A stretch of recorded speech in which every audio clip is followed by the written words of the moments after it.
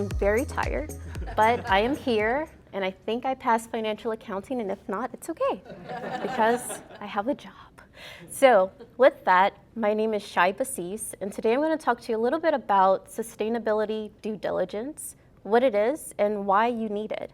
But before I go into like the boring things about due diligence, I did want to start by just talking more about why does this matter to me.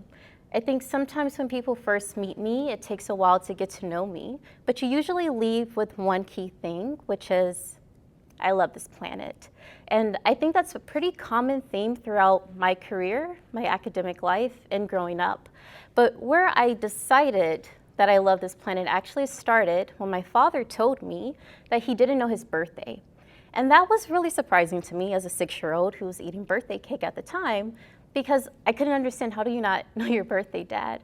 And he said that it's because when he was very young, growing up in Jamaica, there was a hurricane that separated him from his parents, and that left him as an orphan. And so as he traveled and migrated from South Parish of Jamaica to Kingston, he lost all those documents. And so that journey that he took, even as a child, and what led me to really start to dive deep on this topic is how I ended up studying at Georgetown University for my undergrad, climate migration and the impact of climate change on both our political and economic development.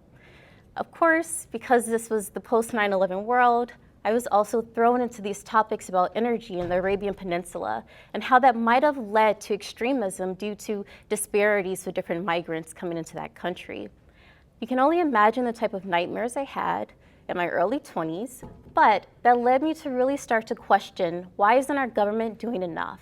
And so from Georgetown, I went to Duke University, where I got my master's in data science and climate policy, because I figured if I knew the numbers behind the problems I cared about, maybe the government would do more to make the difference that we needed to see.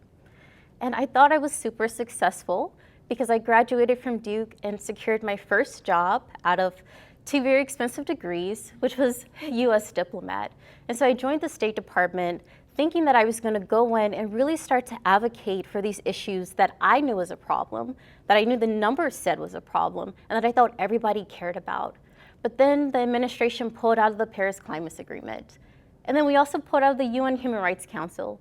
And suddenly I was standing there in all these countries across Europe, Asia, and the Middle East, trying to talk about policies that they just closed the door on my face because it was like, the US government doesn't care, so why should we?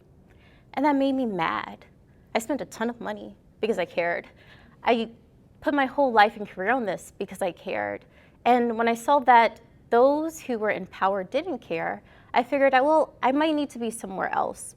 So I traded in my diplomatic badge for a corporate badge, and I figured corporate America complains all the time, so maybe that's where I should go.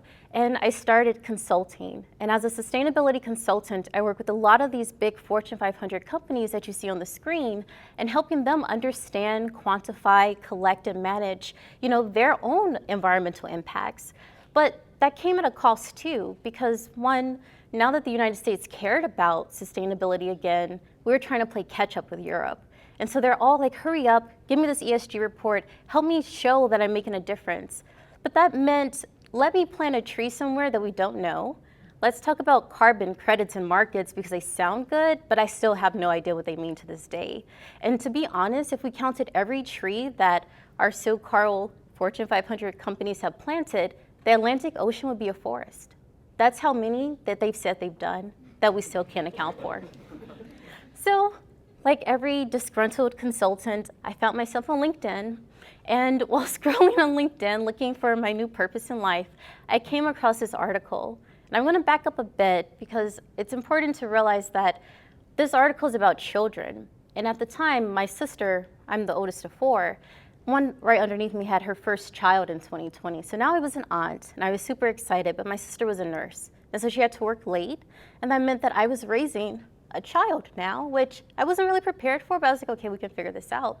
So everything I thought that I was supposed to teach him, from ABCs to 1, 2, 3s, was super easy. But then you see an article like this that said that children under the age of 10 today are more likely to experience 5 times the number of extreme weather events than they have by the time that they're 80. And so what that meant to me was, how do I prepare my 3-year-old nephew, Tristan, to become a climate resilient child so that one day he can grow up to be, at least in my mind, Morgan Freeman. And Morgan Freeman is great for so many reasons, and I don't think Tristan knows that this is the destiny I put him on. But every time I hear and read these documentaries about the planet, I just hear Morgan Freeman's voice. But it's also important because, I don't know how to prepare him to do that. And the work that I was doing in the government, I thought that was going to prepare him to do that, but all they do is talk and have fancy events. I thought trying to help these Fortune 500 companies was going to do that, but all they want to do is plant trees that no one can find. So then I thought, well, maybe there is a place for me somewhere on LinkedIn, of course, and I came across what is now known as the Global Innovation Index. And on this index, it started to talk about terms that was new to me. I'm very new to the word ecosystems and startups and founders because that wasn't my world before. But when I saw innovation and I saw the US was number 2, I fell down the Google deep hole and started to discover that there's these really weird people who gave up their 9-to-5 jobs to fund ideas that they thought would solve the world. And then there was these other weird people who are like, okay, I'm gonna give my money to you to do this and hopefully it works. And I thought, well, maybe that's where I should be. Maybe that's what I needed to do. And of course, I couldn't figure out how to do that, so I figured maybe I should spend more money on a degree and decided to go to Booth, where I just finished that first quarter. But I wanted to be a VC so bad because I just wanted to talk to all of you that I heard about Chicago Blend. And I was like, well, I might as well do that too. And so combination of Chicago Blend and my MBA, I got to meet so many wonderful founders and startups and VCs, and to start to understand that there is a problem here when we are talking to each other because of this concept of due diligence. And what does that mean when we say due diligence? And so working with my mentors and understanding the questions I should be asking, I was like, well, are we also asking questions about the climate?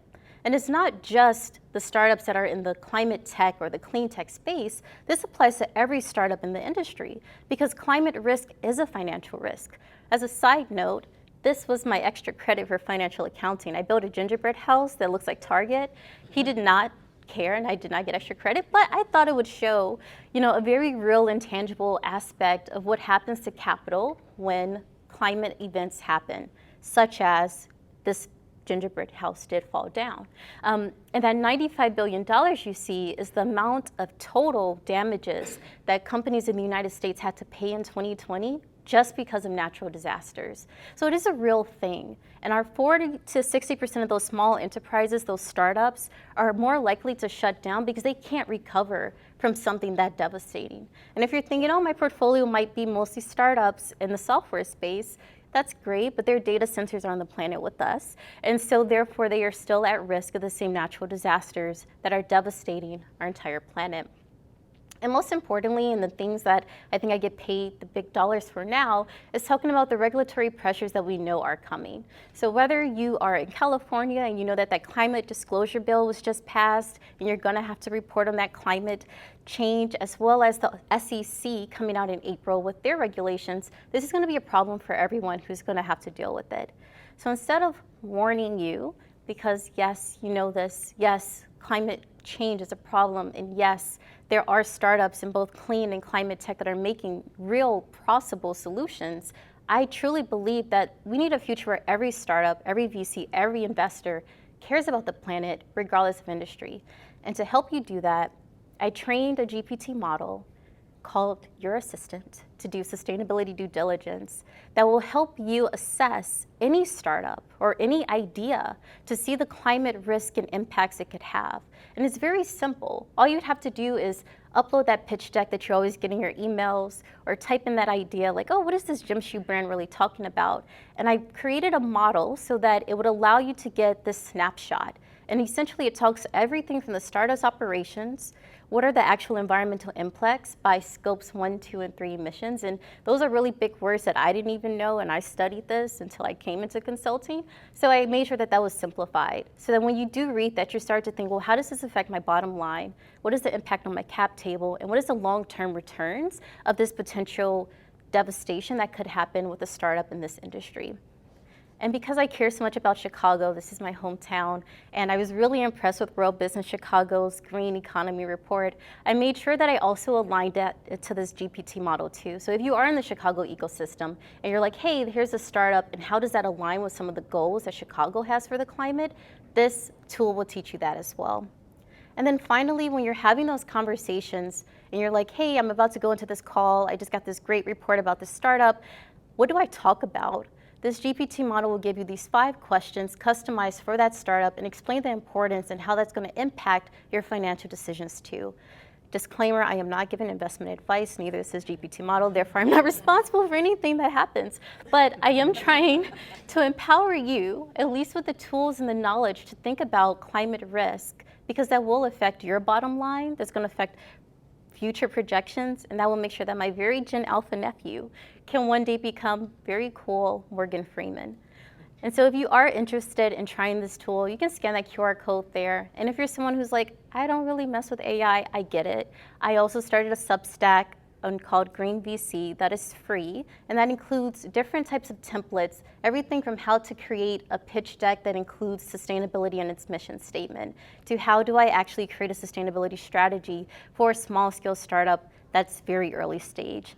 And so I hope that these tools will help you as you're navigating your conversations and thinking about the future of our planet, but also the future of your wallet, that they will help you empower yourselves to do that work without having to pay for very expensive consultants to take you on that journey. So thank you so much for your time. Thank you so much for teaching me, and thank you so much for welcoming me to this ecosystem. And I'm really excited for the future.